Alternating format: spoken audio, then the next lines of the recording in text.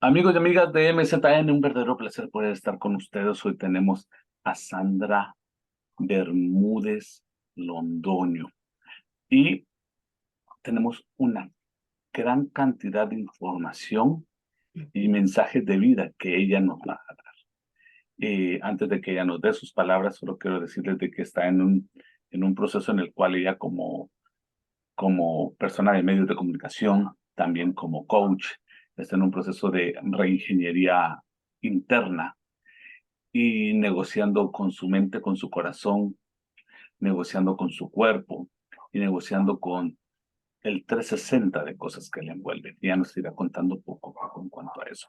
Entonces, bienvenidos a MZN. Sandra, ¿cómo estás? Bienvenida. Hola Marco Tulio, no, pues yo encantada de estar aquí en tu programa. Muchísimas gracias por la invitación. Feliz de compartir con toda tu audiencia y estoy aquí a tus órdenes, a ver en qué te puedo servir. Cuénteme más. ¿Estás desde New York? Estoy aquí desde New Jersey, New Jersey desde estás. Paterson, New Jersey. Sí. Ok, perfecto, perfecto. Háblanos un poco de ti, para que la gente te conozca. Tú eres una persona de radio, de televisión, has hecho muchas cosas en los medios de comunicación, pero de este lado del mundo eh, te quieren conocer. Entonces cuéntanos un poco Claro. sobre ti, de dónde eres, qué te gusta, qué no te gusta, etcétera. Bueno, mi nombre completo es Sandra Janet Bermúdez Londoño. Yo soy colombiana, del eje Ujú. cafetero colombiano, de un pueblito que se llama Ulloa Valle, que es un pueblito hermoso, que los invito a todos a que vayan a conocerlo. Eso queda por Armenia Quindío, por Pereira, para que más o menos se ubiquen. Le cuento que yo empecé, Muy fronterizo también.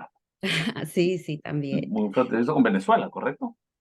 No, el eje cafetero, No, pero eh, por la parte de Pereira. no, Pereira queda por Caldas, es decir, Ah, ok, ok, ok. la vía hacia Medellín, Correcto, hacia el otro lado. exacto, va hacia Cali. De hecho, la capital del pueblito de Ulloa Ulloa es Valle y la capital del valle es Cali. Y Cali sí va hasta Popayán y de Popayán sigue Ecuador, más bien por ese lado. Por ese Venezuela está lado para es. arriba, para arriba. Ok, ok. Sí. ¿Qué pasa? Pues a ver, le cuento que yo no siempre he pertenecido a los medios de comunicación. Yo sé que no, Yo, pero, s- yo pero soy, yo soy administradora de empresas de profesión, estudié ujú. finanzas y negocios internacionales. Cuando estuve en Colombia, el tiempo que viví en Colombia, trabajé en el sector privado y en el sector público. En el sector privado era jefe de calidad en una empresa muy grande de comercialización de hierro y acero y todo esto. Entonces me enfoqué más en la parte de calidad. Ya cuando entré al sector público, entré a todo el sector de salud. Entonces, el enfoque cambió, seguía en la parte de calidad, seguí estudiando, hice varios diplomados en gestión de calidad empresarial, calidad gerencial, de calidad en facturación, en fin, calidad, calidad. Ya cuando llegué aquí, obviamente yo sabía que no iba a ser fácil llegar y entonces seguir siendo, de pronto ejerciendo lo mismo que estaba haciendo en Colombia. Yo sabía que aquí era diferente. Pero mi llegada aquí a Estados Unidos, como muchas de las historias, pues no fue color de rosa. Cuando yo llegué aquí, yo pensé que iba a tener mucho apoyo de la persona que de pronto me recibió y todo eso, pero a mí me dejaron sola, o sea, totalmente tirada. Eh, bueno, pasaron muchas situaciones, no tenía mis papeles. Todavía Mm, no hables de eso, porfa. Todavía no sí, hables de eso, que eso ya, lo llevaremos en su momento, porque la historia no empieza ahí, la historia empieza en Colombia. en Colombia. La historia empieza, El por qué me vine para acá. no, antes todavía de eso. Antes todavía empieza, la historia empieza en Colombia y,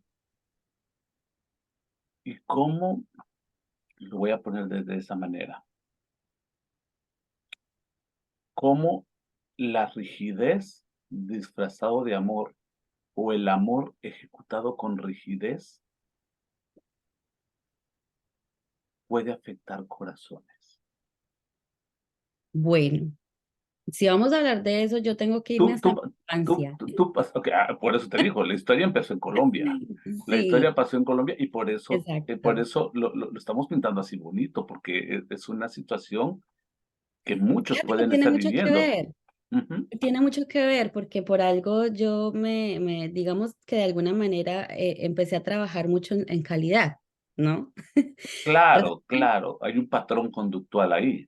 Sí, resulta, bueno, cuando yo estaba muy pequeña, yo entré a estudiar estando muy pequeña. De hecho, a los 4 años entré a primero primaria, a la mitad de año del grado primero, sin haber estado en guarderías, en jardines, o sea, yo me salté todo ese proceso. Mi mamá se encargó de enseñarme a escribir, a leer, y yo a esa edad yo sabía leer y escribir. Entonces, cuando yo le decía a mi mamá que quería entrar a estudiar, ella me decía, no, está muy pequeñita, todavía no la reciben. Y yo me volé de la casa un día, que mi mamá estaba ocupada, y me volé para la escuela. Mi mamá me bañó y me organizó muy bonita, como siempre me organizaba, muy pulcra, porque además no me podía ensuciar la ropa. Eso Entonces, también lo quiero hablar, pero sí, despuesito. entonces, ¿cómo le parece que me volé para la escuela? Y me le presenté a la directora porque yo sabía quién era la directora de la escuela. Y llegué y así con mis manos como jarritas. Le dije, profesora, yo vengo a estudiar y quiero entrar al grado cuarto porque yo ya sé leer y les hice escribir. Entonces, pues les causó mucha gracia. Y en ese tiempo todavía habían como dos profesoras que como uno pequeño escucha lo que hablan los adultos, y yo escuchaba que eran de esas personas que le pegaban con la regla a los alumnos y todo eso. Todavía en Entonces, esa en la época. escuela habían dos profesoras, y en ese mismo instante que yo estaba hablando con la directora, había una de esas profesoras y yo le dije, y a usted le voy a decir que de usted no me voy a dejar pegar. Entonces, como que, ¿y esta niña qué? Claro, me le perdí a mi mamá, entonces ellas mandaron a llamar a mi mamá, y entonces le dijeron, mire, para que a la niña no le pierda el amor como al estudio y esas ganas que tiene de estudiar, ya estamos en mitad de año, si quiere, mándela de asistente al grado primero y nosotros le ponemos a pintar o a hacer alguna cosita como para que ella esté en el ambiente, pero y resulta que sí. Y mi mamá me hizo el uniforme y yo, pues mejor dicho, la más chiquitica de toda la escuela, y allá en primera fila. Dibujitos, ¿cuál dibujitos? Yo hacía todas las tareas que ponían en primero, y el caso es que yo pasé el año. Entonces, Cómo fue el regreso a tu casa? Porque fue tu mamá, fue- pero hubo un baño de por medio, alguna reprenda, algún comentario, o sea, no, las porque maestras, ese día no, porque las profesoras hablaron con mis papás y les dijeron que no me fueran a castigar ni nada, porque eso era bloquearle al niño las ganas de estudiar. Ya luego me iba a dar miedo ir a estudiar, o iba a asociar que ir a estudiar era castigo. Pero mi papá me dijo, ah, ¿usted quiere estudiar? Bueno, si usted va a entrar a estudiar, usted tiene que ser la mejor, porque yo fui el mejor. Entonces, si usted va a estar allá estudiando, solamente me va a sacar, en ese tiempo no eran 5 ni 10, sino que era excelente, la máxima ujú, calificación era excelente. Entonces me decía mi papá, tienes que sacar solo excelentes. Y yo le decía, sí, pa, solo excelentes, pero yo no me imaginé lo que venía a continuación. porque ganaste el año. Claro, yo gané el año, pero no porque no, sino porque de verdad pues yo tenía la capacidad de pasar el año, y todo lo que les ponían a los niños pues yo ya me lo sabía. Y cuando hacían examen, a todos les pasaban el examen menos a mí, yo me enojaba y yo le decía, ¿y por qué a mí no? Eso es que usted está muy pequeñita y no sabe hacer eso. Entonces yo cogía una hoja y hacía lo mismo que tenían otros de mis compañeros y le entregaba. Entonces los profesores dijeron, es que pues ya pasa el año. Entonces hicieron como una reunión de profesores, y eso fue a dar por allá hasta la Secretaría de Educación, mi caso, porque no podían dejar entrar a una niña tan pequeña a segundo. Yo no había cumplido los 5 años todavía. Entonces, eh, después de mucho, mucho hablar, me entraron a segundo y mi papá sí me dijo, bueno, como usted se siente tan capaz, ya le dije que no puede venir aquí ni con buenos y mucho menos con aceptables ni con insuficientes, solo excelentes. Y así fue, hasta el primer día que yo saqué un buen. Eso fue, me acuerdo tanto, en un examen de matemática cuando nos estaban enseñando las fracciones. Ujú. ¿Qué Y grado estabas? yo estaba en cuarto Ok. y entonces llegué con el bueno a la casa y yo, ay, pa, mire, Dios santo, qué pela la que me dio mi papá porque me dijo, es que aquí no, yo no lo voy a aceptar bueno, yo le dije que solamente excelentes, entonces ahí fue donde yo dije, uy, ¿cómo así? Y todo lo que me compraba, por ejemplo, en ese tiempo salieron de moda los colorines Ujú, y los cuadernos argollados. Y ujú. yo quería tenerlos y pues nadie tenía de eso. Y mi papá se fue hasta Cali y me trajo una cajita de 6 colorcitos de colorines y un cuaderno, me acuerdo tanto, era un cuaderno de argollado. Entonces me dijo, se lo voy a dar, pero cuidadito donde se le pierda algo. Usted tiene que sacar excelentes y no se puede dejar quitar nunca nada. No se le puede perder ni un borrador. Entonces yo empecé a sentir como que yo a estar alerta, yo ya no jugaba, yo ya nada, porque yo tenía que estar pendiente de que no se me fuera a caer un borrador. Me quedaba en la puerta de mi salón porque de pronto alguien entraba y me tumbaba algo y mi papá o me sacaban mi cuaderno argollado porque los niños pues de curiosidad querían ver mi cuaderno y todos me decían, ay, venga, yo lo veo y las figuritas y yo decía que yo no lo podía prestar.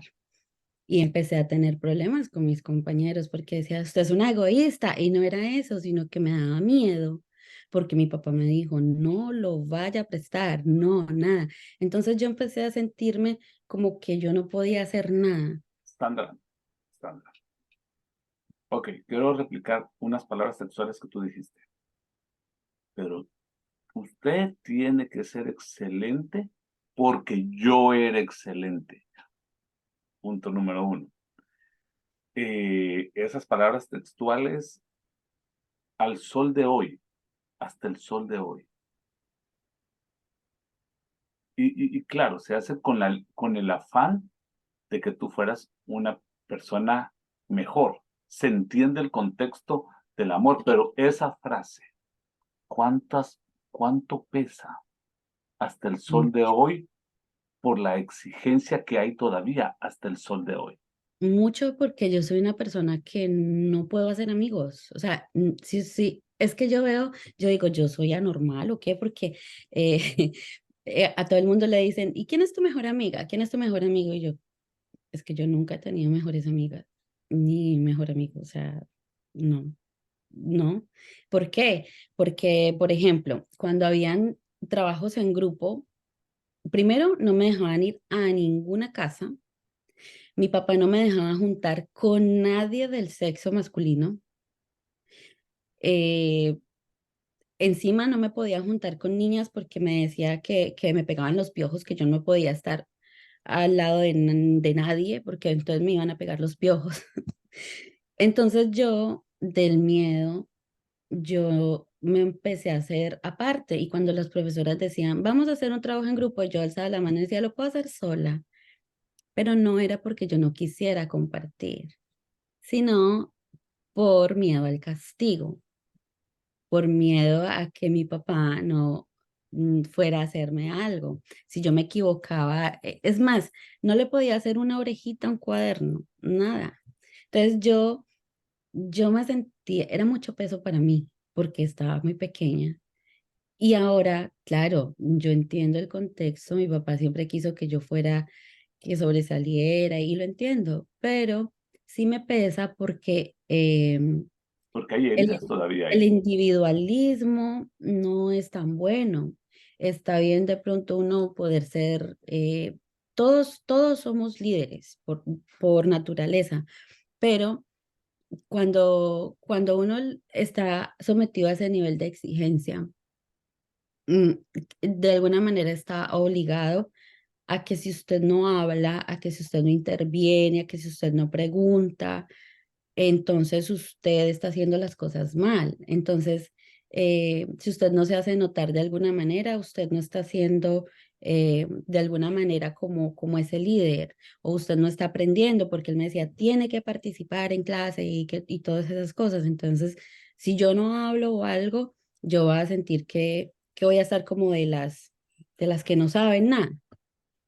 Y O entonces sea, eso se quedó conmigo. Y claro, eso ahora de adulto se ve en muchas cosas, en muchísimas cosas. comprendemos de que es un contexto de amor porque desea lo mejor para ti. O sea, eso lo comprendemos. A veces Ujú. las maneras en que se pueden hacer pueden formar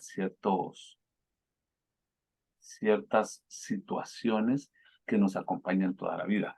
Esa parte, te compro esta ropa, es linda, es bonita, te queda fantástica, pero no lo puedes ensuciar. No, ¿Cómo está eso? sí. Y yo me reprimía de jugar por eso, porque en ese tiempo mi casa era una casa muy grande y tenía un patio muy bonito. Era un jardín natural, era como un barranquito como con un potrerito pero era de tierra. Y Ujú. claro, todos los niños ahí cerca, había muchos niños y jugaban y hacían montículos de tierra que para pasar el carrito y las niñas que para jugar. Y el día que yo hice eso, yo casi me desbarata porque me decía, ¿cómo se le ocurre? Mire, usted no se puede ensuciar, como a usted le parece muy bonito, una niña toda patisucia, que usted tiene que tener una buena imagen. Entonces, yo luego, después de eso, a mí me vestían y me decía mi mamá, salga a jugar. Y yo era en la puerta parada viendo jugar a los amiguitos. Y yo no me atrevía, porque claro, ellos tenían las manos sucias y venían y tocaban al otro y donde me tocaran a mí me ensuciaban. Entonces yo les decía, no, no me toque, no me toque. Entonces, pero yo no lo decía porque no los quisiera o porque no, sino por miedo de que me fueran a ensuciar. ¿Cómo tú catalogarías tu niñez? Fue una niñez, dentro de todo, fue muy feliz, pero mm, yo hubiera querido disfrutarla de otra manera, porque de alguna manera, ¿cómo te digo? Uno es como que te enseñan a ser agresivo, un, una agresividad pasiva, porque yo no le prestaba los juguetes a mis compañeras porque eran mis juguetes y de donde me los dañaran o me los ensuciaran, yo era la que, yo no le decía que me pegaban, pero yo sabía que me iban a pegar. Entonces yo no compartía nada y las niñas eran diciéndome, no, ay, Sandra, préstame tu muñeca, préstame esto, déjame jugar con la vajillita un ratico. Entonces yo les decía, en mi ignorancia o en mi inocencia, les decía, juegan con mis juguetes, pero me los tienen que lavar todos. Pero era porque me daba miedo que llegaran las vajillitas sucias. Sí, y es comprensible en la inocencia de un niño. Cuando tú tienes dos hijos Sí. y ya están chiquitos, El uno tiene 16 y el otro no tan tiene, chiquito, y el otro no tan tiene chiquito. uno. El otro sí está chiquito. El segundo sí tiene uno. Sí, tiene Ok, menos. ¿qué diferencias hubo de Sandra, hija, a Sandra, mamá? Bueno, como mamá exigente y lo reconozco mucho, porque a mi hijo también le enseñé a que tenía que ser muy ordenado, no al nivel de mi papá, no, pero siempre le he inculcado que él se tiene que juntar con las personas buenas, o sea, no con los relajosos, digámoslo así, sino con Ujú. las personas que más sobresalgan, que él tiene que ser también al modo de ver de las otras personas, tiene que ser una buena compañía, que, pero le he inculcado que él sea buen compañero, que comparta, no que sea como yo, que por miedo no compartía, no porque no quisiera. Entonces yo era la engreída siempre del grupo, pero no era porque yo quisiera, a mí me dolía. Y me Ahora, dolía el rechazo, pero no era porque yo quisiera. pero tus hijos sí tienen permiso de ensuciarse. Sí, mis hijos sí. Ok, esa es una etapa de tu niñez. ¿En algún momento lo has tocado con tu papá? ¿Has hablado sobre ese punto con tu papá o con tu mamá? Mire, mi papá, Que lo hayas no enfrentado, pero sí decir, ok, quiero hablar sobre esta situación por el bien de ti, de tu corazón. sí lo he hablado. Mi papá ahora ya es una persona mayor, él tiene 70 años, mi mamá también. A mi mamá le reclamaba, mami, ¿usted por qué nunca me defendía? Porque una vez cuando yo estaba aprendiendo a dividir, ay, esa fue la peor etapa de mi niñez. Yo creo que por eso yo odio las matemáticas con toda mi alma, porque si a mí me quedaba mala una suma, un número, o sea, cualquier cosa, mi papá me arrancaba las hojas de todo el cuaderno y yo tenía que volver a pasar el cuaderno, hacer las divisiones que él me dejaba de ejercicios y encima seguir haciendo mi tarea.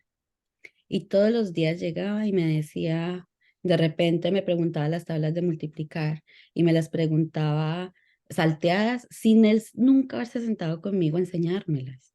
Yo las tenía que estudiar sola y simplemente él llegaba y me las preguntaba.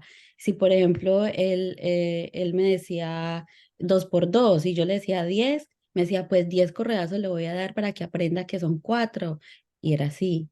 Entonces yo llegué a un punto que yo no quería llegar a mi casa. No quería llegar a mi casa. ¿Y cómo lo hablaste con él?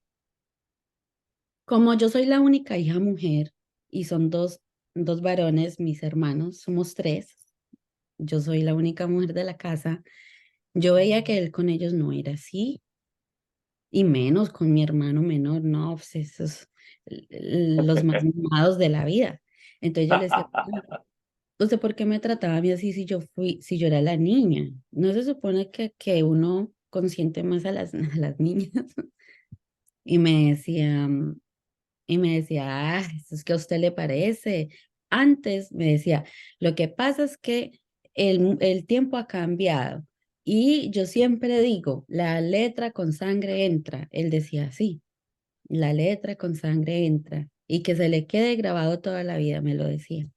Entonces yo, después de mucho tiempo, le volví a preguntar, pa, ¿y usted por qué era así conmigo? Usted todo el tiempo me pegaba y eran pelas, pero ni siquiera era con una correa, era, no sé si usted conoce unos rejos, los rejos con Ujú, los que arrian vacas. ujú. Mi papá lo metía al tanque de mi casa, eran tanques donde se lavaba la ropa, no habían lavadoras en ese tiempo, y lo sacaba mojado y me daba, y claro, me rompía la piel y hasta que no me sacaba sangre no me soltaba. ¿Y qué te dijo? Dios, usted no se imagina, o sea, yo le tenía el pánico, entonces yo en algún momento dije, yo a mi papá nunca lo respeté, le tuve miedo.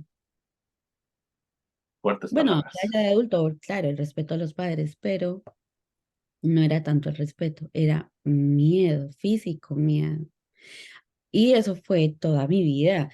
Eh, Me acuerdo una vez que habían unos álbumes de las tortugas ninja y uno compraba figuritas o hay unas personas que les dicen caramelitos y uno compraba el paquetito, eso valía como 5 pesos en ese tiempo y venían como tres figuritas distintas y uno las pegaba en el álbum y el primero que llenara el álbum se ganaba algo, eran de niños. Y entonces mi amiguito del frente de la casa tenía muchas figuritas, muchas, porque ellos eran muchos hombrecitos, muchos hermanos. Entonces un día me dijo, Sandrita, ¿tiene figuritas para cambiar? Porque él me vio en la tienda comprando figuritas. Y yo le dije, ay, sí, yo tengo varias repetidas. Y me salí al andén de mi casa a cambiar figuritas con él, no más. Y en esa llegó mi papá. Y usted no sabe el castigo tan horrible, porque yo estaba hablando con ese niño. Y me dijo, no la quiero volver a ver nunca hablando con ningún peladito. Y eso fue hasta grande, o sea, yo para tener novio eso fue un problema. Eso era horrible. Siento que en parte todavía es una parte que estás en proceso de sanar. Sí, claro, yo creo que sí, Y, sí. y, y, y, y todavía te falta esa conversación magistral. con el No, porque que todavía no sabes cómo tomarla, porque le has preguntado no, por qué hace era poco así. él vino. Él Ah, hace ok. poco vino por primera vez aquí a Estados Unidos y estuvo aquí en mi casa. Y yo le pregunté y nunca me contestó, se reía. Y decía, ah, eso era de antes, eso ya ahorita no. Y ya, eso fue todo. Yo, pero contésteme. No, él me cambiaba el tema. Me decía, ay, mira, mira esa canción tan chévere, súbales. No, Y puede ser de que él también ya lo reconoció, pero es difícil afrontarlo. no, y ya no lo afrontó, ya no lo afrontó. Ahora, tú después te fuiste para ser gerente de calidad y toda esa situación que, Imagina. ya me imagino cómo manejabas esa parte de la calidad. ¿Cómo te fue? No, fíjese que yo he sido, cuando me ha tocado hacer ese rol, muy buena jefe. Yo trazo límites como jefes, trazo límites, pero también soy muy humana, muy condescendiente. O sea, yo no soy como, no trato a la gente como si fuera máquina. Eso nunca pasó por mi mente. Pero sí, eh, por ejemplo, como era una empresa de que necesitaban los trabajadores saber medidas porque eran materiales para construcción de puentes y todo. Ellos tenían que saber exactamente las dimensiones de cada ángulo, de cada viga, bueno, todo eso. Y yo les tenía que hacer exámenes. ¿Cómo calculan si usted no tiene una calculadora aquí? ¿Cómo calcula usted, por ejemplo, la dimensión para un fleje, o sea, para amarrar una viga de tanto por tanto? Y yo los reunía y les hacía ese examen. Si ellos no lo pasaban, yo les decía, la próxima semana lo voy a volver a repetir. Por favor, les pido que estudien porque esto es importante, o sea, porque de esto depende la calidad de las ventas o en sí de la construcción que se vaya a realizar. Entonces pongan mucho cuidado. Tengo una Pero pregunta. nunca fui de esas personas tiranas, no. Estrictas, sí. Tirana, no. Son dos cosas muy diferentes. Ahora bien, ¿por qué decides irte a Estados Unidos? Ah, bueno, eso sí ya es otra situación porque resulta que cuando yo ya me pasé del sector privado al público, como te digo, en el sector hospitalario, lastimosamente, en mi país, en ese tiempo se empezó a politizar todo, todo. Entonces ya todo lo que era un cargo público, un puesto en un hospital, en una alcaldía, cualquier cosa que fuera pública, usted tenía que estar sí o sí con el alcalde de turno. Bueno, ya era mucha Lo que cosa. pasa en América Latina, Exacto. normal. Entonces, claro, yo venía de un sector privado que no era así y yo me sentía muy incómoda. Entonces ya después de, sí, fueron 6 años de estar en ese sector, mm, se llegaron las crisis hospitalarias. Eh, los dineros que le llegan al sistema de salud o a los hospitales, a las IPS como tal, que son como puestos de atención de salud, no a nivel hospital, clínica, sino más pequeños, que son en los pueblos, tenía que pasar por las gobernaciones antes de llegar a los hospitales. Entonces, el hospital se quedó sin presupuesto, no le pagaban a los empleados ni a los médicos, o sea, fue una crisis. Ujú. Entonces, llegamos pasó un mes, 2 meses, 3 meses y seguían lo mismo, pagaban un mes y seguían debiendo tres. Mejor dicho, a mí yo llegué a estar trabajando 6 meses sin sueldo. Y yo pues siendo mamá soltera, Mm, mm. mi papá no estaba conmigo, entonces mi mamá sí estaba conmigo, entonces yo estaba a cargo de mi casa, de mi hijo, de todo. Y entonces yo dije, el futuro de mi hijo, ¿qué? O sea, yo no me puedo quedar así, yo tengo que hacer algo. Intenté de todas las maneras, yo hacía auditorías médicas con un grupo de auditores médicos, con unos médicos que eran auditores, pero también lo politizaron, se dañó, o sea, ya no era lo mismo, no dejaban trabajar, entonces ahí decidí pues venirme para acá. Entonces Ok. yo fui, pedí la visa y hice todo el trámite y me vine con mi niño, eso sí, con mi niño. Y aquí llegué, pero obviamente yo, como les dije al principio, yo sabía que no iba a ser igual. Y aquí me tenía que reinventar. Correcto. Tenemos 9 minutos. Ah, Se ha pasado súper rápido. Vamos a sí, tener que dejar una parte 2. Vamos a tener que dejar una parte 2 claro. para. Sí, ¿por qué? Porque ¿cómo voy a saltarme una parte de los medios? Sé que trabajaste en radio, sé que has trabajado en televisión.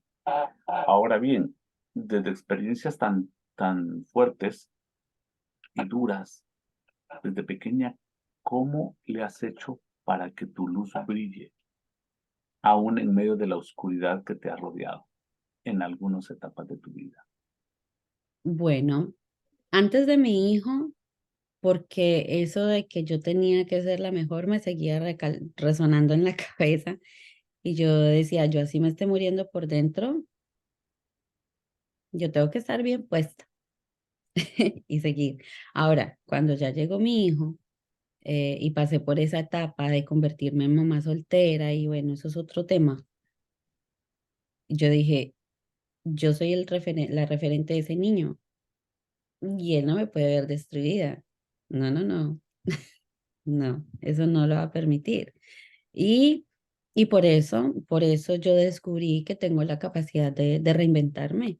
Y así me toque llorar y limpiarme la sangre y el polvo, pero me paro. Y cómo eso lo reflejas con los demás, no solamente con tu hijo. Eh, que el tema de pronto llegar a ser esa persona como resiliente Ujú. Esa luz. bueno, yo decidí que no quería que otra persona pasara por lo mismo. Desde que llegué aquí, que todo cambió para mí, yo dije, no, no es justo que una persona venga y se tenga que literal, y la palabra es fea, pero comer el egoísmo que tienen los hispanos con otros hispanos, porque yo llegué aquí y hubo muchas personas que me dijeron, ah, es que aquí uno viene a comer M y los demás también tienen que hacerlo, que sientan un poquito de lo que hemos vivido. Y yo dije, pero ¿por qué? O sea, la gente, ¿por qué es así? ¿Por qué no pueden Y es un direccionar? hispano contra otro hispano. Sí, sí. Es lo más Y yo triste. iba a pedir, y yo iba a pedir trabajo, o es más, mire, es una anécdota muy chiquita. Y por ejemplo, una vez fui a comprar algo a un supermercado, todo alrededor son hispanos, y entonces yo le pregunté algo a la muchacha que necesitaba comprar, y ella me dijo en inglés que ella no sabía hablar en español. Y aquí, aquí viene el nombre hispano. Entonces yo ya hasta aquí, porque yo estaba a punto de volverme para mi país. Yo le dije, y usted con esa cara de plátano marcada, y usted dice que usted delante de todos los de la fila, y no me da pena decirlo, porque de verdad nadie, hasta que le pasa, nadie siente cómo es como ese rechazo, o sea, porque yo lo sentí como un rechazo. Nadie sabe lo que se siente, y más cuando uno tiene una necesidad de comunicación y que otra persona le digas que yo no hablo español, sabiendo que sí hablan español. ¿Por qué son así? Y yo le hice de su bulla delante de todos los de la fila y todos me apoyaron. Eso fue, Sí, eso es fue que, y entonces yo interesante. dije, yo no quiero que otra persona pase por lo mismo. Entonces yo dije, de ahora en adelante voy a hacer todo lo posible. Y persona que me pregunta, yo sí, con mucho gusto. Mire, yo sé que por tal parte, tal cosa, allí puede encontrar. Y nunca, nunca he sido egoísta con eso, porque yo no quiero que a otra persona le pase o viva lo que yo he vivido. Y eso lo tengo claro desde todas las perspectivas, como mamá, como mujer, como esa niña que le pasó todo eso, o sea, como todo, yo lo tengo claro. Entonces yo egoísta, no, no soy. Muy bien, muy bien. Y vamos a dejarlo exactamente en este punto, porque hemos ahorita la primera parte de nuestra conversación con Sandra Bermúdez, que ha abierto su corazón sobre una infancia dura y cómo el amor se pudo ser muy duro y que le ha llevado en el proceso de su vida a elegir entre la oscuridad que la rodeaba y su luz interior. Esta es la primera parte y los esperamos la próxima semana para que puedan ver y escuchar la segunda parte, donde vamos a hablar sobre una etapa importante, cuando se convirtió madre, cuando ya la reacción de su familia cuando decidió irse a Estados Unidos, Ujú. los pasos que ha hecho y cómo se decide convertir en coach y ha tenido que lidiar no contra ella, sino contra su alrededor por la decisión que tomó de ser coach, sin contar que hablaremos cómo en algunos momentos literalmente murió Sí. y volvió a la vida. Estamos en MZN, te espero la próxima semana junto con Sandra Bermúdez. Chao, Muchas chao. gracias, Tulio. Gracias a todos ustedes. Nos vemos después. Ok, chao, nos vemos. Adiós.